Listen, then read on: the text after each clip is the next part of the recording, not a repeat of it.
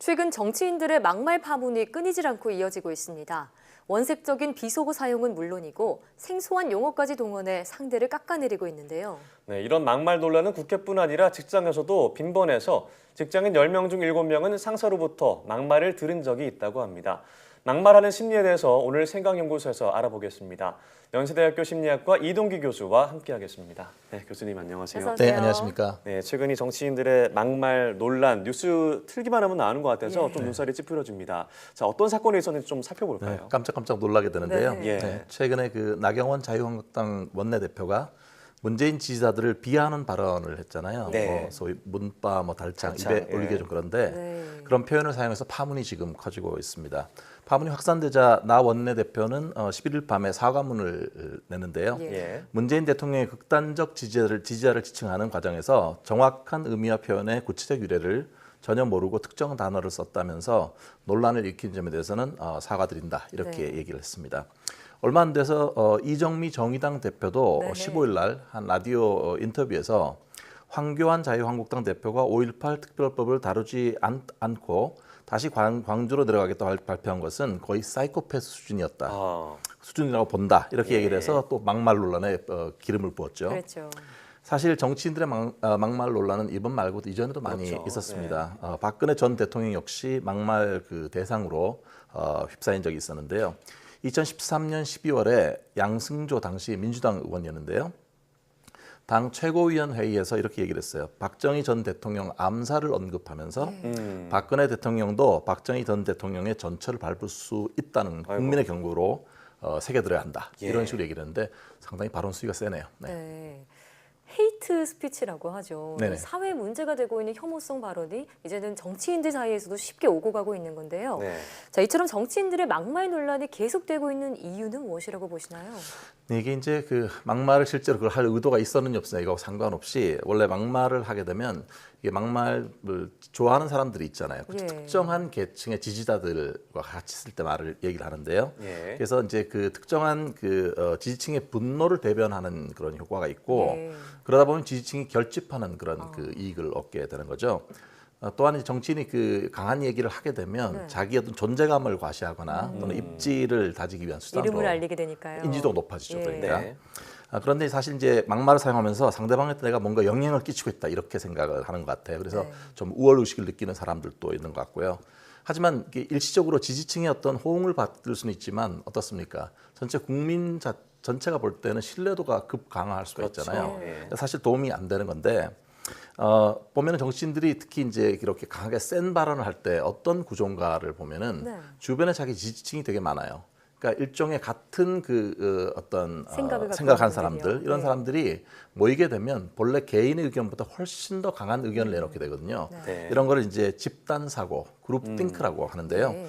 그러다 보면 때로는 왜곡된 그런 식으로 또는 너무 세게 나가가지고 문제가 되는 그런 일이 생깁니다.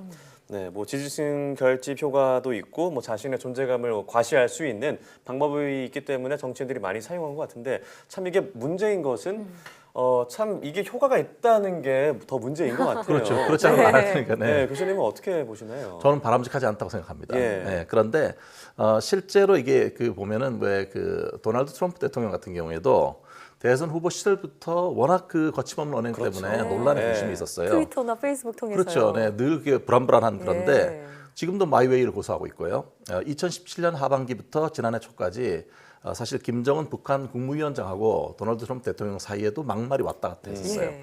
뭐 꼬마 로켓맨이다, 또는 미치광이 늙은이다. 예. 그게 사실 국제사회를 불안하게 만들었던 그런 때가 있었는데요. 네. 하지만 정치인으로 역설적으로 보면 트럼프 개인으로서는 막말을 해갖고 자신의 어떤 인지도나 지위가 올라간 그런 그렇죠. 케이스입니다. 네. 그의 등장 이후에 각국에서 비슷한 사례들이 이어지고 있는데요. 예. 동유럽의 트럼프라고 불리는 그 빅토르 오르반 헝가리 총리 같은 경우에는 역시 그 반이민 정책, 강하게 센 그런 그 정책을 내놓고 지난해 총선에서 압승했어요. 4선을 달성했다고 하더라고요.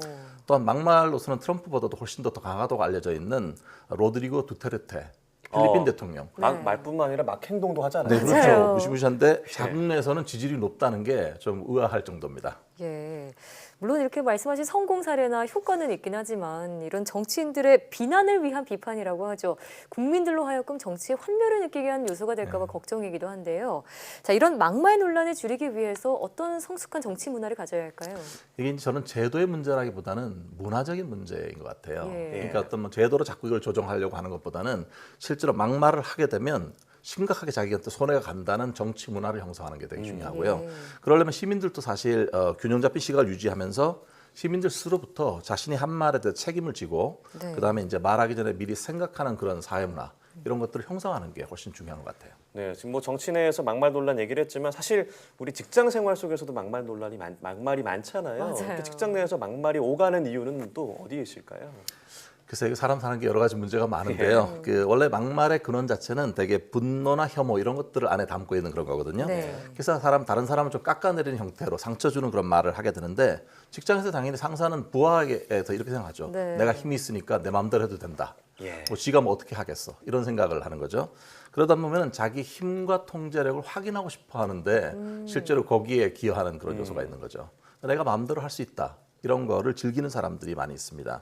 근데 문제는 이런 사람들이 자기가 뭔가 잘못됐다는 걸 지적을 당하잖아요. 예. 직면을 당하면 오히려 발끈하면서 화를 내요. 예. 화를 내고 실제로 보복 심리로 이어지고 그러면 가장 빨리 할 수 있는 방법이 뭐냐면 되게 인신공격적인 막말을 해서 상대에게 상처를 주는 방식으로 하게 되는 거죠. 예. 만약에 상사가 분노 조절을 잘못하는 분노 조절 장애가 있다. 그러면 훨씬 더 상황이 심각해집니다. 맞습니다. 자, 그래서 최근 직장 생활 속에서 들은 막말에 대한 설문조사가 있다고 들었는데요. 네. 그 결과가 궁금하고요. 또 이런 폭언을 들은 사람들의 심리 상태는 어떤가요? 네, 서두에서 말씀하셨지만 사람인이라고 하는 포털 사이트에서 네. 직장인 1,000여 명 이상의 그 대상으로 대상 설문조사를 했어요. 예. 회사 생활을 하면서 당신은 상사 등으로부터 막말을 들은 적이 있습니까? 예. 우리 한 번씩 이렇게 설문해 볼 때가 있잖아요. 네. 그런데 직장인들 10명 중에 7명, 정확히는 68.2%가 그런 막말을 들어본 적이 있다. 있다. 거의 대부분 들어봤다고 봐야 되는 그러네요. 거죠. 근데 이제 가장 불쾌한 그런 그 막말, 폭언 유형이 무엇인가 이렇게 물어봤을 때 1위는 인격 모독적인 거예요. 그래서 어떠냐면 야, 머리는 장식품으로 달고 다니냐? 아이고. 일을 이따위로 해놓고 밥이 넘어가? 어머. 상당히 인격 모독적이잖아요. 네. 듣는 사람 기분 안 좋겠죠. 2위는 좀 무시하고 깔보면서 호통치는 그런 상사들인데요. 이런 거죠. 잔말 말고 시키는 대로 해. 네. 라든지 아니면은 3위 같은 경우에는 열심히 일했는데 비하하는 말로 이렇게 하는 거예요. 아니 이걸 완성본을 갖고 왔어? 회사 다니기 싫지 너. 어떻습니까? 이러면 진짜? 상당히 불안하고 우울하고 잠도 안 오고 정서적으로 조절이 잘 안 되고 여러 가지 힘든 문제가 나타납니다. 네, 제가 괜히 더 긴장되는데요. 이 말을 들었다 생각하니까. 자, 근데 참 고치기 어렵겠지만 이런 막말을 고치기 위해서 또 어떤 방법 같은 게 있을까요? 그게 쉽진 않은데 예. 제 생각에 첫 번째는 자기도 누군가로부터 막말을 들었던 기억이 있을 거잖아요. 맞아요. 그렇죠. 네, 그렇죠. 그러니까 그때를 떠올리고 만약에 나의 가족이 누군가에게 막말을 지금 듣고 있다라고 생각하면 이러지 말아야 됐다 생각을 할 수 있을 것 같아요. 그리고 사실 이게 막말이 언어 폭력이고 갑질이잖아요. 네. 그런데 이 갑질이 궁극적으로 자기 사회생활에서 그 평판적인 측면에서 어떻게 작용할지를 생각해야 돼요. 나중에 완전히 문제가 된 다음에는 그때는 어떻게 돌이킬 수가 없으니까 네. 사실은 그때 후회하게 될 가능성이 많습니다. 그래서 네. 이게 나의 사회생활이라든지 평판 측면에서 이렇게 가진 어떤 부작용 생각해야 네. 되고요. 평상시 이제 화가 날 때 자기를 이렇게 좀 안정시키고 자기 기분을 이렇게 이완시키는 그런 예. 방법이 중요하죠. 여러 가지 명상법이라든지 또는 때에 따라서 화가 나면 잠깐 그 자리를 피하는 것도 도움이 될 것 같아요. 일종의 타임아웃이라고 얘기를 하는데요. 그리고 무엇보다 이제 제가 그냥 제안하고 싶은 거는 말을 하기 전에 한번 3번쯤 생각을 해봐 하는 게 필요한 것 같아요. 오. 이 말이 정말 필요한 건가? 꼭 이 말을 해야 되는 건가? 네. 이렇게 자기 점검하는 단계가 있으면 좋을 것 같아요. 네. 막말을 하면 인지도는 올라가지만 신뢰도는 완전히 떨어진다. 하락합니다. 예. 평판도 완전히 같이 붕괴하게 되고요. 네, 맞습니다. 저희도 말을 직업으로 하는 사람이라서 이 맞아요. 말의 무서움을 늘 되새기고는 하는데 우리 사회의 어른들부터가 말을 무기로 삼지 않는 그런 자세를 갖춰야 할 것 같습니다. 네, 지금까지 생각연구소 연세대학교 심리학과 이동기 교수와 함께했습니다. 오늘 말씀 고맙습니다. 네, 고맙습니다.